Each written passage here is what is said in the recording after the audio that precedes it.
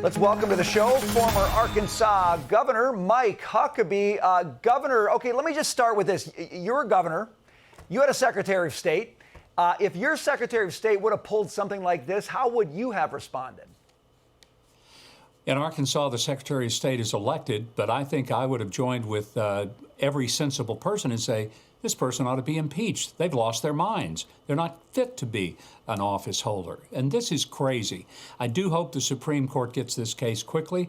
I agree with what's been said. It needs to be a 9-0 decision, and hopefully it will be, and this nonsense will stop. It's absurd. Yeah, agreed. Let's talk a little bit about politics here. Former top Obama official Jennifer Palmieri has a stark warning for the Biden 2024 campaign. Watch this.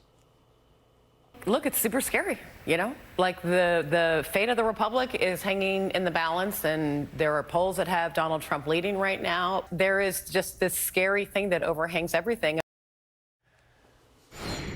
All right, so forget about the scary thing rhetoric that they're using. It seems to me like Democrats are genuinely concerned that they've got the wrong guy on the ticket right now. Well, they may have, but they've got him, and they're probably going to have to keep him because he doesn't want to leave. Neither does, Jill Biden. They really want to hang in there. They're making a lot of money right now in all these business deals that they've got with the Communist Chinese and others. But when I hear these Democrats whine about how scary it is that we would lose our democracy, I'm thinking, it wasn't Donald Trump that utilized the powers of the police state of government to go after political opponents. That was Joe Biden and his administration. It wasn't Donald Trump that opened up our borders and basically just said, hey, y'all come on in. We got room for everybody. We'll pay for it. We'll send you to nice hotels all over the country.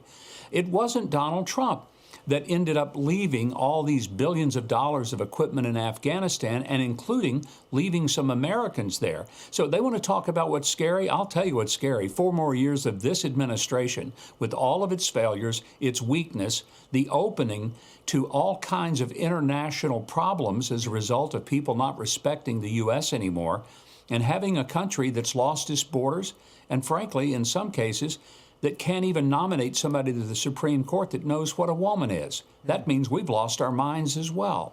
All right, so we heard from the pundits. Let's listen to what some Republican and Democrat voters have to say. Take a listen. You have Joe Biden, who can't put a complete sentence together. Right after Joe Biden took office, everything doubled in price. Democrats like me are fleeing from the Democratic Party.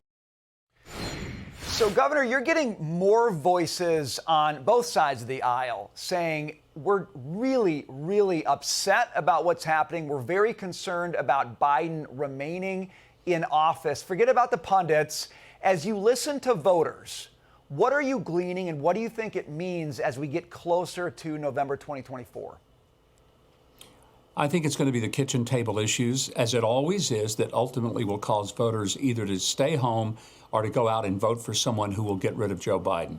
Everybody understands, whether they get these wonderful economic reports from Joe Biden's Bidenomics, but everybody understands their gasoline is more, their groceries are more, interest rates are higher, they can't buy the home they could have bought when Donald Trump was president, they can't even buy the car they wanted to buy.